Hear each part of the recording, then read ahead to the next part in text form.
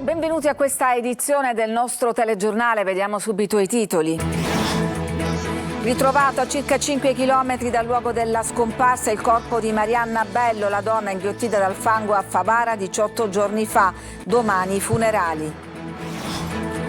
Zone rosse e movide a Palermo, seconda sera di applicazione dell'ordinanza del prefetto in centro storico. Intanto continuano le indagini per l'omicidio di Paolo Taormina. 2 migranti morti e 14 intossicati dall'esalazione del combustibile del barcone, somministrato un antidoto per salvarli. Catania, massacra di botte, l'anziano padre di ritorno dall'ospedale dopo che era già gli aveva rotto 4 costole, voleva la casa dei genitori.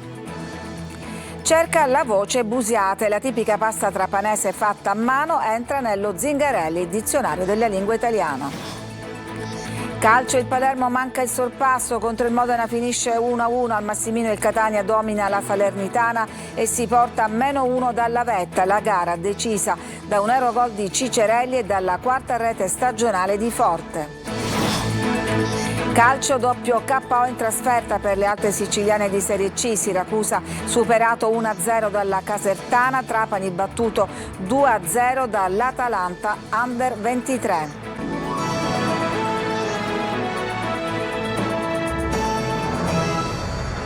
Dunque, dopo 18 giorni di ricerca è stato ritrovato il corpo di Marianna Bello, la donna di Favara inghiottita dal fango durante un nubifragio. Sentiamo Davide Sardo. È stata riconosciuta dai tatuaggi, uno dei quali sul polso.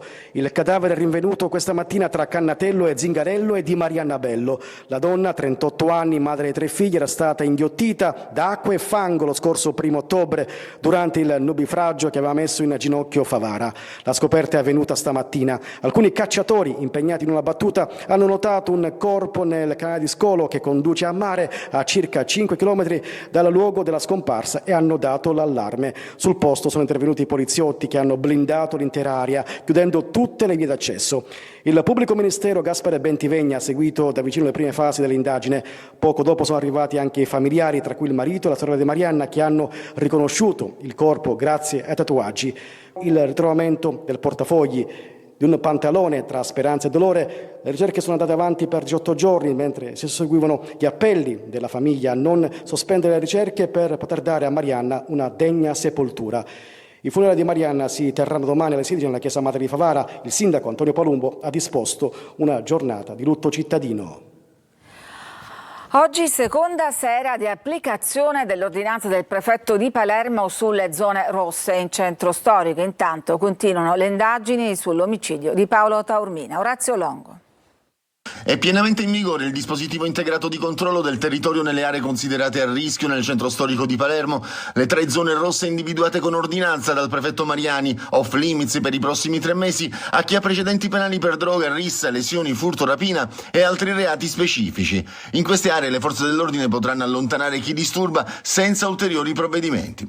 Vucceria, via Maqueda, Piazza Verdi, via Roma, l'intera area del Teatro Massimo e via Cavour, le zone più controllate, compresa l'Olivella, teatro dell'omicidio del 21enne Paolo Taormina, ammazzato con un colpo di pistola sparatogli in testa davanti a un pub alla presenza di decine di persone. Sul fronte delle indagini, il 28enne Gaetano Maranzano, reo confesso dell'omicidio, non avrebbe agito da solo. Fra i 7 giovani dello Zen, destinatari di perquisizioni, alcuni avrebbero mentito nelle deposizioni. Una denuncia è scattata per chi avrebbe aiutato Maranzano a scappare, mentre un altro sarebbe indagato per avere schiaffeggiato uno dei clienti del pub. Nel quartiere Zen, intanto, si è svolto un momento di preghiera con gli arcivescovi di Palermo e Monreale. C'è un'alternativa alla violenza, dicono l'orefice e i Sacchi. Presente la mamma di Paolo Taormina, salutata da tanti residenti. Mi sembra che siamo riusciti nell'intento.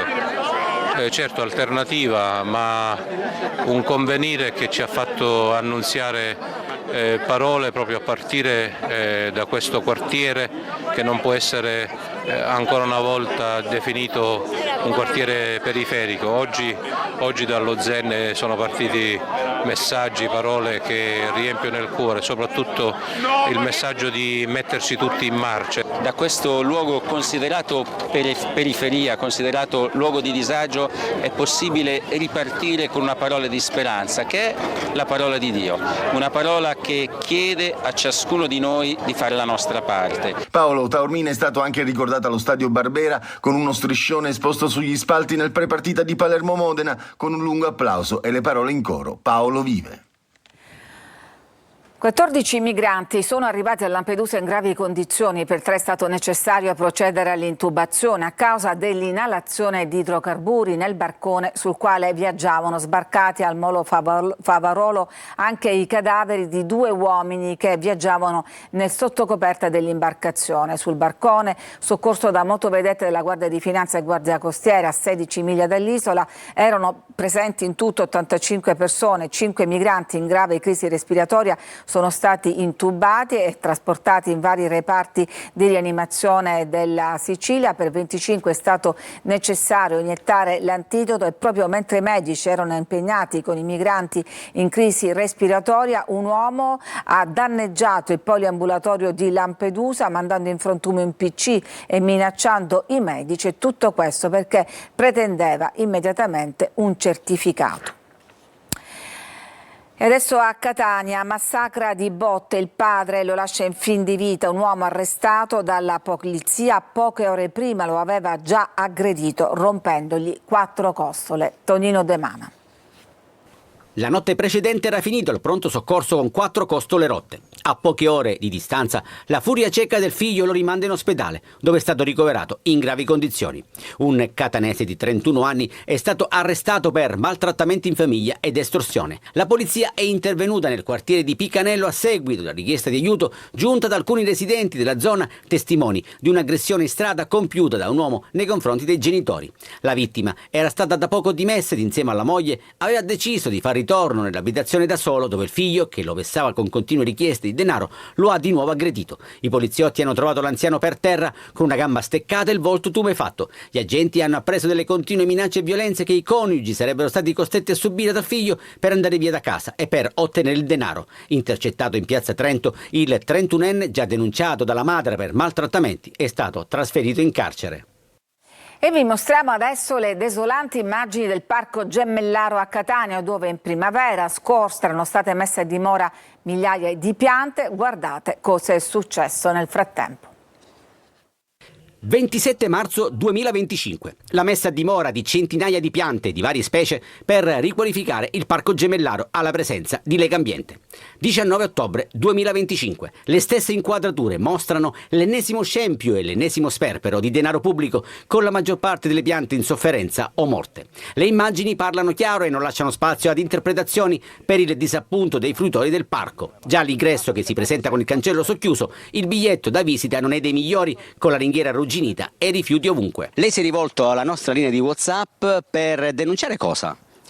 Il degrado e l'incuria in cui il nostro bellissimo parco, una delle poche isole verdi della città, è rimasto abbandonato, ha lasciato tutto a se stesso, in balia del clima, del tempo e delle persone che non hanno rispetto per il verde. Vegetazione incolta che prende il sopravvento sui fragili arbusti. Molte, perché non c'è una cura, non c'è niente, c'è le baccia che sta crescendo che non si vede niente, e hanno messo tutte queste piante. A che scopo non si sa. E il pericolo arriva dall'alto, con questa parete lavica già collassata e con l'area in questione mai messa in sicurezza. Ci siamo dovuti rimboccare le maniche e spostare i massi che avevano invaso la passeggiata, la corsa. In realtà non era di competenza vostra. Ci mancherebbe altro, noi l'abbiamo segnalato quel mattino, ma nessuno è venuto, nessuno è mai venuto, nessuno ha fatto un sopralluogo, anche perché, come potete vedere, è ancora a rischio crollo. Mancano i presidi e latitano i controlli, così decine di cani senza guinzaglio si divertono al Parco Gemellaro con l'area giochi desolatamente vuota. Genitori responsabili hanno scelto altre destinazioni per far svagare i propri figli. Un escursionista tedesco che si era infortunato sull'Etna vicino alla Grotta del Gelo è stato soccorso dai vigili del fuoco. L'uomo, che non poteva camminare, è stato raggiunto sul posto dai vigili del fuoco ed è stato issato a bordo di un elicottero con un verricello. Successivamente è stato trasportato in ospedale. Ci fermiamo, c'è una pausa per la pubblicità, torniamo dopo con altre notizie.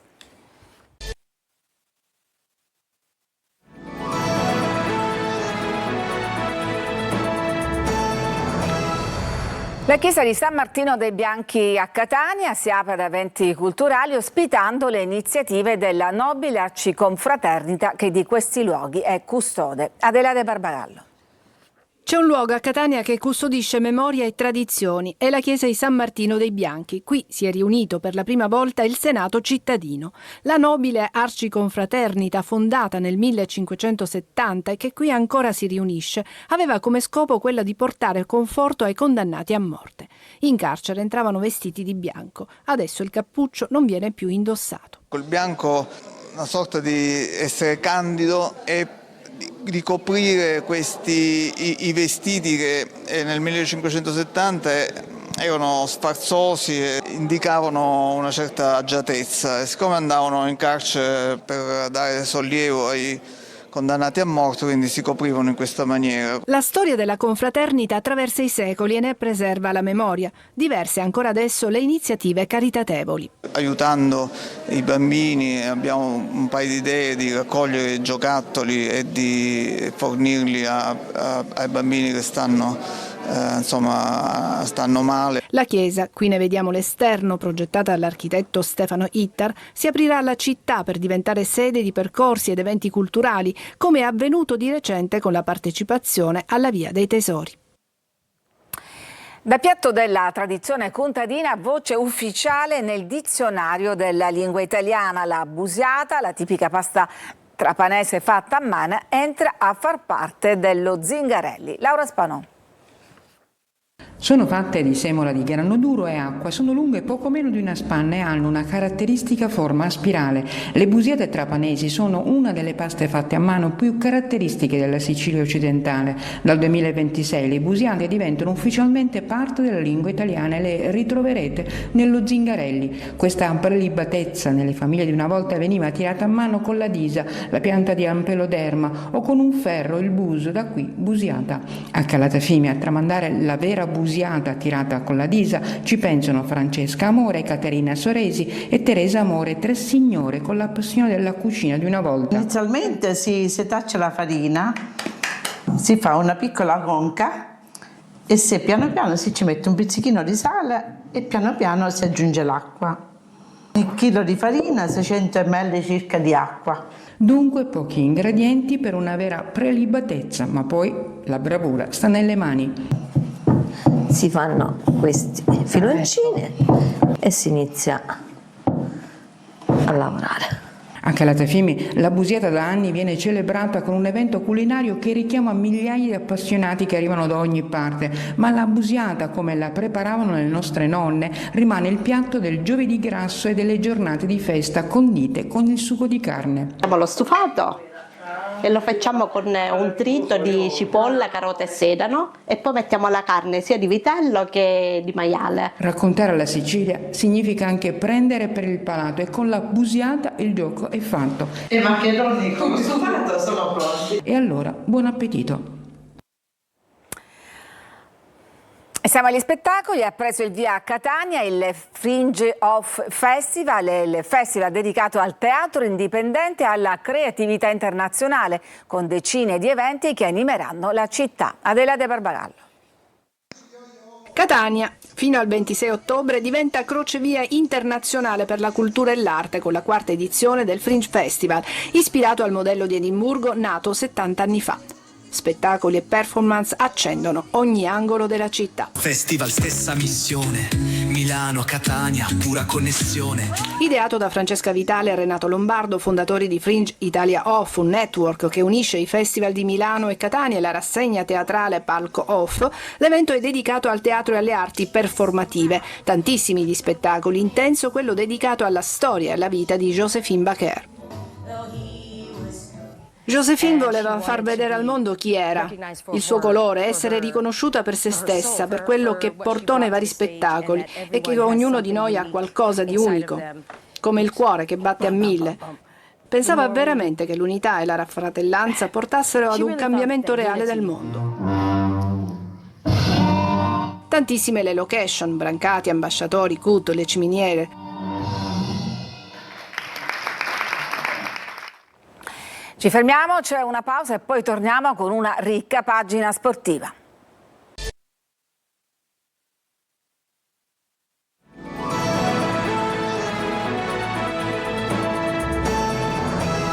Siamo alla pagina sportiva. Al Palermo non riesce l'operazione sorpasso in uno stadio da record, finisce 1-1 contro il Modena nella sfida valida per l'8ª giornata del campionato di Serie B. I gol sono di Segre e di Berezinski, quest'ultimo protagonista di una sfortunata autorete. La formazione emiliana resta così al primo posto della classifica, +2 su rosanero, 18 le lunghezze dei gialloblu, 16 quelle dei palermitani.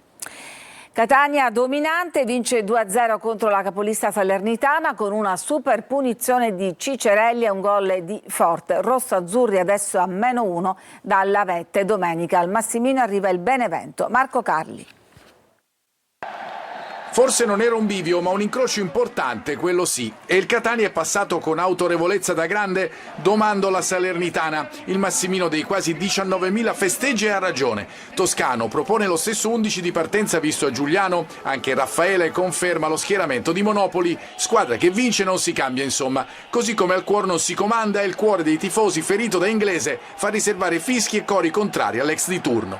Cicerelli, recuperato e schierato, ci prova dalla lunga distanza, ma il pallone finisce alto. Dopo la mezz'ora arriva la prima vera occasione ed è di marca salernitana. Inglese scambia con Ferraris, Gherardi scivola e apre la strada alla conclusione del trequartista campano che Dini controlla senza problemi.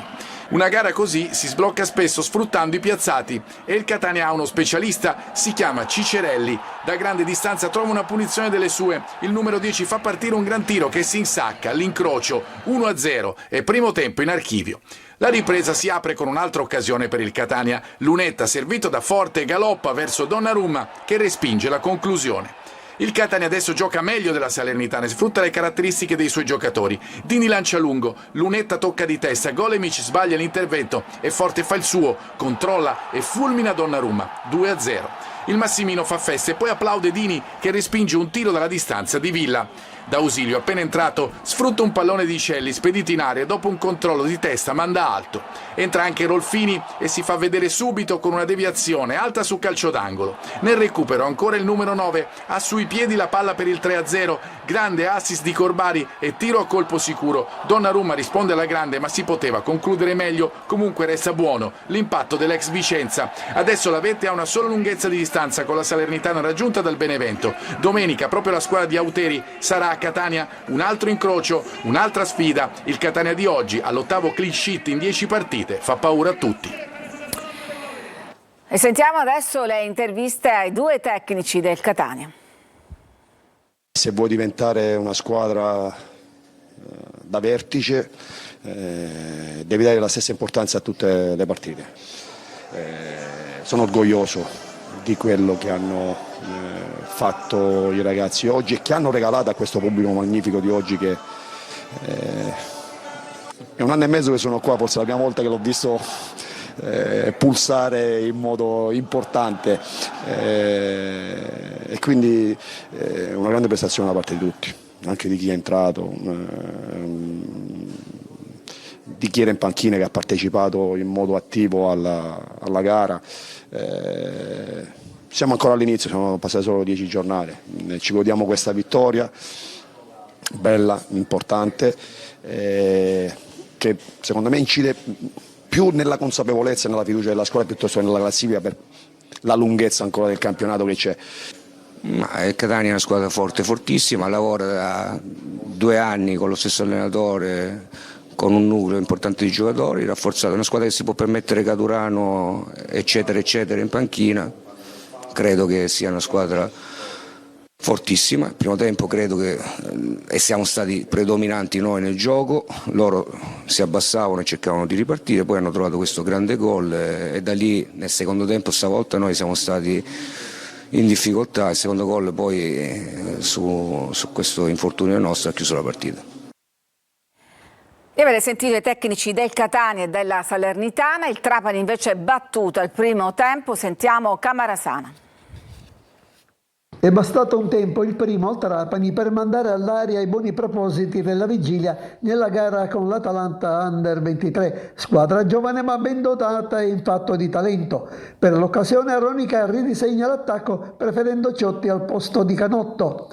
Ed è proprio Ciotti, dopo appena 7 minuti, ad avere l'occasione per sbloccare il risultato, ma c'entra il portiere Vismara.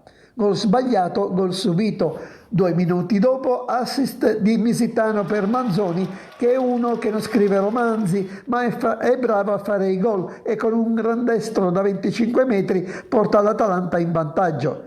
Il raddoppio al 16° su un cross dalla sinistra, il croato Levac fa valere i suoi 195 centimetri e devia la palla in rete. Il Trapani potrebbe accorciare al 19°, ma la conclusione di Ciotti è respinta da Vismara. Al 48° poi Benedetta completa l'opera facendosi espellere, lasciando la squadra granata in 10.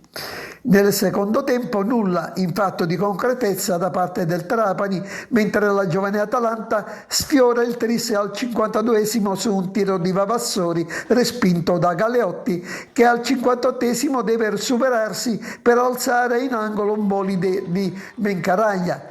Aronica da fondo alla panchina, ma non vi trova nulla che possa cambiare l'esito della partita.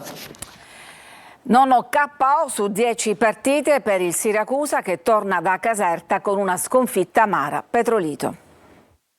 Nono KO su 10 partite per il Siracusa, che torna da Caserta con una sconfitta amara e che sta di beffa. Al Pinto finisce 1-0 per i Falchetti, con il match deciso al 76° da un rigore contestato e trasformato da Bentivegna dopo una lunga revisione da parte del direttore di gara. Gli uomini di Turati, in campo con Molina dal primo minuto e con Frisenna nel ruolo di sottopunta, mostrano un atteggiamento propositivo sin dall'avvio. L'occasione più nitida arriva al 27° con Molina protagonista di una spettacolare rovesciata su cross di Guadagni. De Lucia nella circostanza compie un intervento prodigioso e sulla respinta Frisenna non inquadra la porta. Al 40° Guadagni ci prova con un tiro cross pericoloso, mentre poco prima dell'intervallo Valente sfiora il palo. Nella ripresa, al 50° Limonelli impegna De Lucia con un destro potente, ma poco dopo sono i campani a farsi vedere in contropiede con Bentivegna, atterrato in area di Cancellieri. L'arbitro inizialmente assegna il rigore, ma poi lo annulla dopo la revisione, ravvisando il tocco sul pallone del difensore azzurro. 69° Casertana ancora in avanti, sugli sviluppi di un corner e dopo un doppio salvataggio del Siracusa, altro intervento dell'FVS che stavolta porta alla concessione del penalty alla squadra di casa. E dopo 5 concitati minuti di proteste, inizialmente era stata assegnata una punizione alla squadra ospite per una spinta di Bonacchi, Bentivegna caccia forte sotto la traversa e supera Farroni firmando l'1-0. Gli ultimi minuti sono un vero e proprio assedio azzurro, con tentativi vari e diverse mischie furibonde in area campana, ma il risultato non cambia più, nemmeno dopo 11 minuti di recupero. Anzi, con Farroni fuori dai pali, sono i rossoblù a sfiorare il secondo gol, ma per gli azzurri sarebbe stato davvero troppo. Leoni ancora sconfitti dunque, ma con la consapevolezza di aver disputato, e non è la prima volta, una delle migliori partite stagionali. La sfortuna ed un episodio controverso condannano però la squadra di Turati, che almeno per ora resta sulla panchina nonostante l'ultimo posto in classifica. È tutto per questa edizione, grazie per averci seguito, vi auguro una buona serata.